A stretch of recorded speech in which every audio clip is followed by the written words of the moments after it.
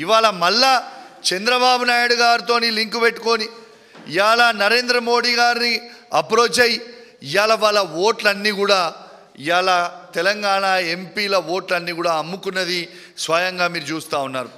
దీంతోపాటు స్వయంగా ఏమని చెప్పిర్రు, ఇవాళ నాకొక 3 కాంగ్రెస్ పార్టీ ఎంపీలు కలిసిర్రు.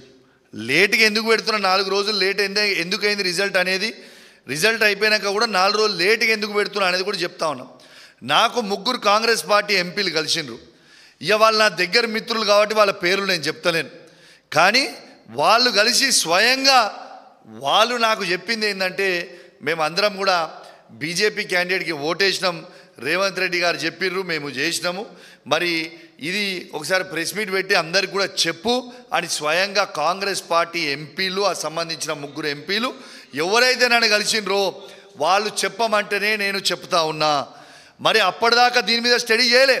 వాళ్ళు చెప్పిన తర్వాత నేను కూడా కాంగ్రెస్ పార్టీ నుంచి వచ్చినోనే కదా, నాకు కూడా కాంగ్రెస్ పార్టీ మిత్రులు ఢిల్లీలో, ఇండియా వైడ్ అక్కడ ఇక్కడ నాకు కూడా ఉంటారు కదా, వాళ్ళకు కూడా ఫోన్ చేసిన, అన్న ఏం నడుస్తుంది అన్న, ఏం చేసిండ్రు, ఏం కథ, ఏం నడుస్తుంది అని అడిగితే బాజాబ్తు 15 మంది ఎంపీలు అమ్ముడు వేరు, ఆ 15 మంది ఎంపీలు అమ్ముడు వేయింది వాస్తవం, అండ్ల మీ తెలంగాణ ఎంపీలు 8కి 8 మంది అమ్ముడు వేయింది వాస్తవము అని స్వయంగా వాళ్ళ ఎంపీలు, నా మిత్రులు ఉన్న కాంగ్రెస్ పార్టీలో ఉన్న పాత మిత్రులు ఢిల్లీలో కావచ్చు, ఇంకా చాలా రాష్ట్రాలలో వాళ్ళందరూ కూడా నాకు చెప్తే నేను చెప్పడం జరుగుతూ ఉంది.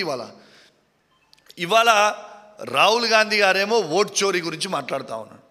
ఇలా ఓట్ చోరీ అవుతుంది ఎక్కడ, స్వయంగా తెలంగాణలోని కాంగ్రెస్ పార్టీ ముఖ్యమంత్రే ఓట్ చోరీ చేసుకొని బీజేపీ పార్టీకి వేస్తుంటే నిజంగా దీని గురించి ఏడవాలా నవ్వాలా నాకు అర్థమవుతలేదు. ఇలా రేవంత్ రెడ్డి గారు మీరు స్వయంగా ఇలా ఈ ఘనత అనేది రేవంత్ రెడ్డి గారికే తగ్గుతుంది. ఎందుకంటే ఇలా రేవంత్ రెడ్డి గారు స్వయంగా సుప్రీంకోర్టు జడ్జి, మాజీ జడ్జి అయిన సుదర్శన్ రెడ్డి గారిని మోసం ఎట్లా చేయబుద్ధి అయిందయా నీకు అని నేను అడుగుతా ఉన్నాను. ఎందుకు మోసం చేసినావు అని నేను అడుగుతా ఉన్నాను. ఇలా తెలంగాణ బిడ్డ అయిన సుదర్శన్ రెడ్డి గారికి నీకు ఎట్లా మోసం చేయబుద్ధి అయింది? ఎప్పుడు కూడా నీ గురుదక్షిణ చంద్రబాబు నాయుడు గారికి, నరేంద్ర మోడీ గారికి ఇస్తూనే ఉంటావా?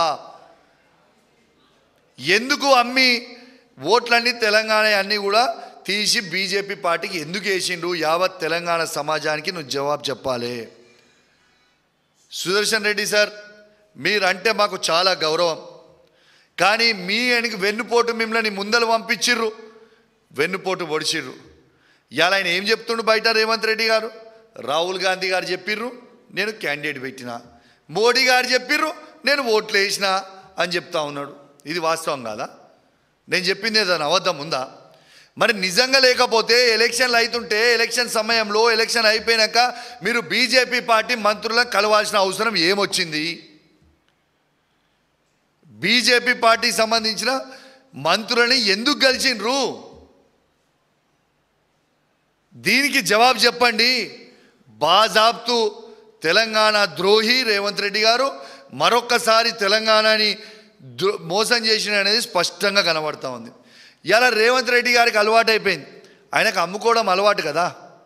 ఇలా గ్రూప్ 1 పోస్టులని మొన్న మా ఆర్ఎస్ ప్రవీణ్ గారు చెప్పినట్టు 1700 కోట్ల రూపాయల స్కామ్ చేసిర్రు, అదే అమ్ముకున్నాడు.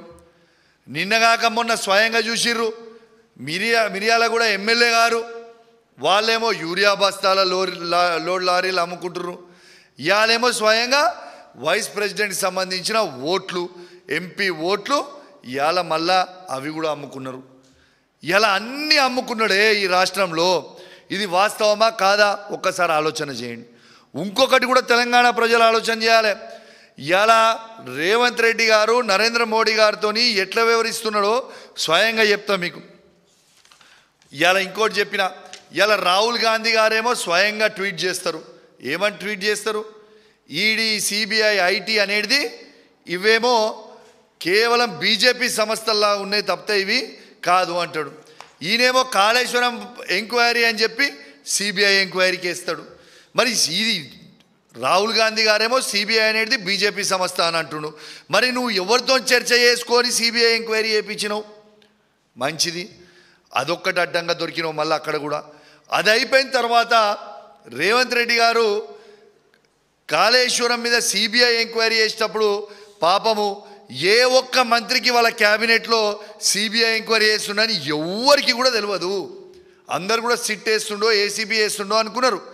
కానీ మంత్రులే ఆశ్చర్యపోయినరు.